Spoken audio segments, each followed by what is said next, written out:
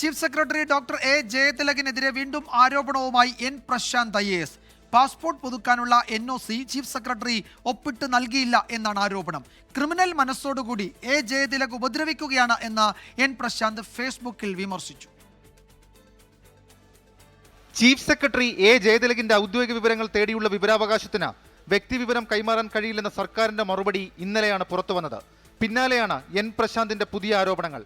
വിദേശത്തേക്ക് പോകുന്ന ആവശ്യത്തിനു വേണ്ടി 3 മാസങ്ങൾക്ക് മുൻപ് NOCക്കും ഐഡന്റിറ്റി കാർഡിനുമുള്ള അപേക്ഷ നൽകിയിരുന്നു. എന്നാൽ പിന്നീട് അത് അന്വേഷിക്കുമ്പോൾ അപേക്ഷ കാണാനില്ല എന്നാണ് മറുപടി ലഭിച്ചത്. എന്നാൽ മറ്റൊരു IAS ഉദ്യോഗസ്ഥൻ മുഖാന്തരം NOCക്ക് ഒപ്പിട്ട് കിട്ടാൻ ചീഫ് സെക്രട്ടറിക്ക് അപേക്ഷ നൽകി. മുൻപ് എൻ പ്രശാന്ത് നൽകിയ അപേക്ഷ അവിടെ ഉണ്ടെന്നാണ് ചീഫ് സെക്രട്ടറി ആ സമയം അറിയിച്ചത്. തന്റെ കീഴുദ്യോഗസ്ഥർക്കുൾപ്പെടെ 30 സെക്കൻഡിനുള്ളിൽ NOC നൽകിയിട്ടുണ്ട്. ചീഫ് സെക്രട്ടറി ഇവിടെ കാണിക്കുന്നത് ബ്യൂറോക്രസിയല്ല, ക്രിമിനൽ ബുദ്ധിയോടുകൂടി തന്നെ ഉപദ്രവിക്കാൻ ശ്രമിക്കുന്നതെന്നാണ് പ്രശാന്ത് ഫേസ്ബുക്കിലൂടെ വിമർശിച്ചത്. മുൻപ് താൻ ഉന്നയിച്ച ആരോപണങ്ങളിൽ വിവരാവകാശം തേടിയിട്ടും വ്യക്തമായ മറുപടി ലഭിച്ചില്ലെന്നും എൻ പ്രശാന്ത് IAS കുറ്റപ്പെടുത്തുന്നു. 24 തിരുവനന്തപുരം.